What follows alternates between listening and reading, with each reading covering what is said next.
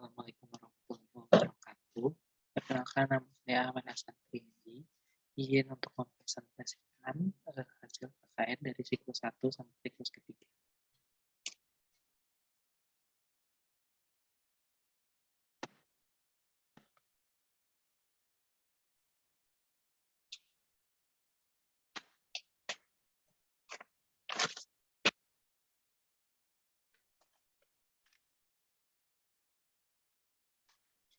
Baik, di KKN siklus pertama dengan fokus pendampingan pembelajaran oleh orang tua ini yang dilaksanakan pada tanggal 2 sampai 4 Agustus tahun 2021.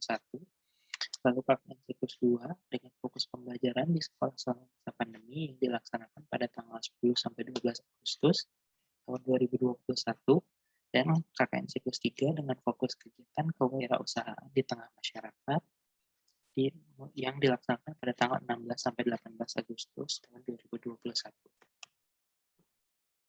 Untuk siklus 1 ini, wawancara dilakukan ke 3 keluarga, yaitu Ibu Yanti dengan anaknya Reski kelas 5 SD, terus keluarga Ibu Yanti dengan anaknya Lukman kelas 8 SMP, dan Ibu Wida dengan anaknya Dwi kelas 12 SMK.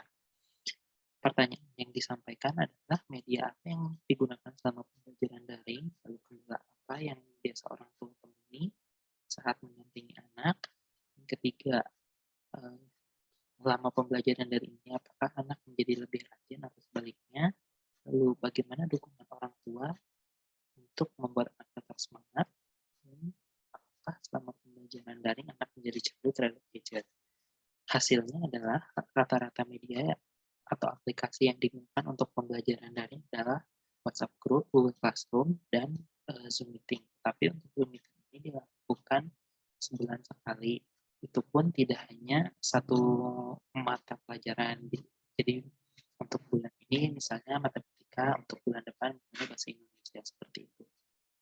Lalu kendalanya yang orang tua temui biasanya orang tua itu lupa lagi dengan materi atau nggak ngerti dengan materi si anak, sehingga orang tua pun kesulitan untuk membantu anaknya belajar. Selain itu juga kendala sinyal, HP-nya nge-lag, terus kuota, seperti itu. Dan juga mungkin ada anaknya yang sudah terlanjur malas karena mungkin gurunya telat ngasih tugas, seperti itu. Lalu anak-anak menjadi lebih malas, dan motivasi orang tua itu seperti memotivasinya pertama mengingatkan untuk bagaimana kalau nanti tidak naik kelas, lalu terus katanya mau kuliah, seperti itu. Dan ada yang juga menggunakan embel-embel atau memberi hadiah, seperti kayak nanti dibeliin nasi padang dan sebagainya. Untuk pertanyaan terakhir, hasilnya adalah untuk Reski dan Dwi, karena untuk Reski sendiri karena tidak diberi HP oleh orang tuanya, sehingga lebih suka main keluar dan jadi tidak kecanduan terhadap gadget. Tetapi untuk Lukman karena sebelumnya tidak pernah memegang handphone, sekarang diberi jadinya kecanduan terhadap gadget. Lalu di siklus 2 ini, saya mewawancarai 2 guru. Yang pertama Ibu Sani Indriani dari guru SMK Widya Dirgantara. Yang kedua Ibu In Mutmainah, yaitu guru matematika SMP 47 Bandung. Untuk pertanyaannya, apakah selama masa pandemi pembelajaran dilakukan secara full daring, tatap muka, atau hybrid? Langsung saja hasilnya, sempat melaksanakan hybrid, akan tetapi karena PPKM sekarang menjadi full daring. Untuk hybrid sendiri, untuk di SMK itu biasanya hanya mata pelajaran kejuruan, tetapi sempat diadakan juga untuk mata pelajaran umum seperti matematika, bahasa Indonesia, dan lainnya, tetapi itu bagi yang mau saja. Lalu untuk di SMP 47 juga seperti itu sama. Lalu apakah sekolah memberikan fasilitas kepada guru dan siswa? Memberikan untuk guru seperti difasilitasi WiFi, komputer, dan lain-lain, karena memang guru harus datang ke sekolah. Tapi untuk siswa hanya menyalurkan bantuan dari pemerintah. Yang ketiga, bagaimana cara Ibu memberikan materi pembelajaran selama pembelajaran daring ini? Keduanya sama-sama ya, pertama membuat modul atau LKPD, lalu dijelaskan melalui video pembelajaran atau melakukan, Zoom meeting atau Google Meet, seperti itu. Lalu bagaimana, cara Ibu,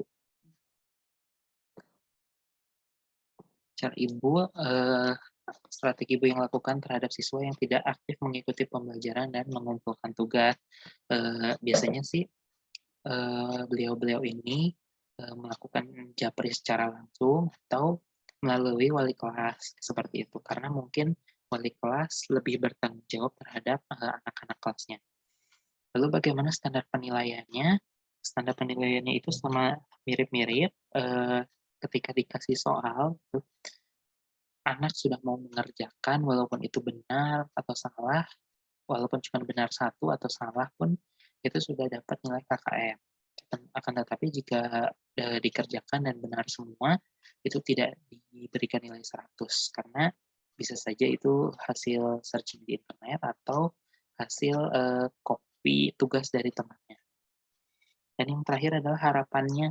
Untuk harapannya, keduanya ingin cepat-cepat kembali, luring ya, karena mungkin bisa melihat kondisi siswa secara langsung, mana yang mampu, mana yang, cepat tanggap, dan mana juga yang kurang, seperti itu.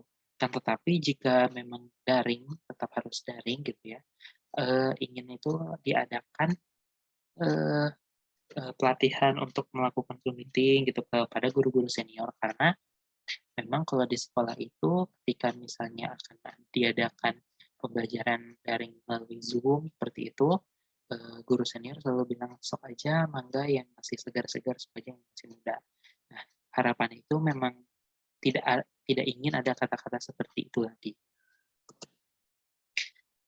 Lalu yang siklus ketiga, mewawancarai 2 narasumber, yang pertama ibunya, dia pemilik warung sembako, lalu yang kedua Ibu Eli, yaitu, penjual seblak. Untuk usahanya sendiri, untuk warung, berdiri di akhir tahun 2008, sedangkan untuk, seblak ini berdiri di awal tahun 2019. Terus mengapa memilih usaha ini? Karena, untuk sembako sendiri tidak perlu stok setiap hari ya, karena, terus menjual barang sembako juga pasti ada yang butuh seperti itu. Dan karena sembako jadi, masa kadaluarsanya lebih lama, jadi mengurangi, eee, faktor kerugian, seperti itu. Untuk seblak pun sama karena, bahan-bahannya banyak yang kering-kering gitu, jadi, tidak mudah basi.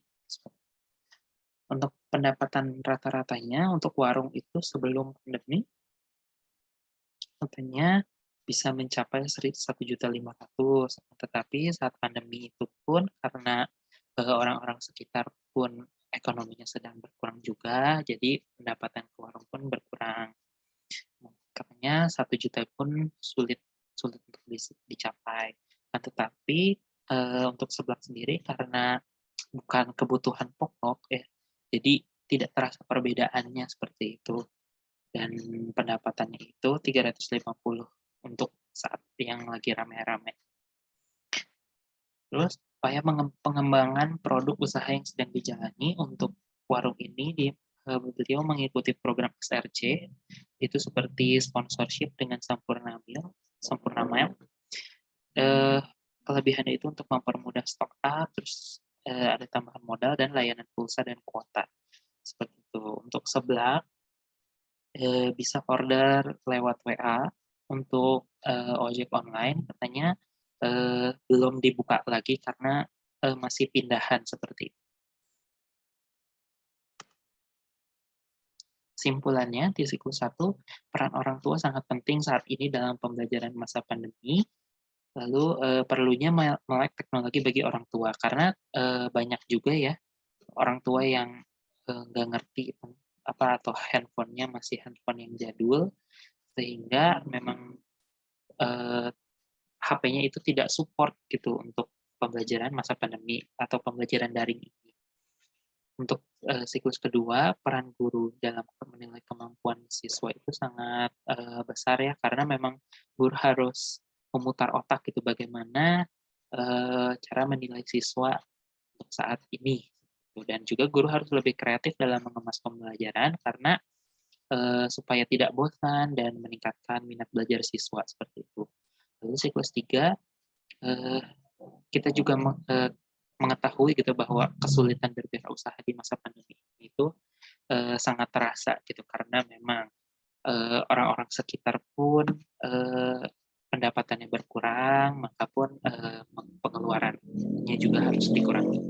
Dan yang terakhir adalah pentingnya promosi usaha seperti, eee, me mema mengikuti sponsor dengan ojek online seperti itu, sehingga untuk mempermudah orang-orang berbelanja. Baik, sekian saja, penjelasan atau presentasi dari saya. Nama saya Ahmad Santriaji, saya undur diri. Terima kasih. Assalamualaikum warahmatullahi wabarakatuh.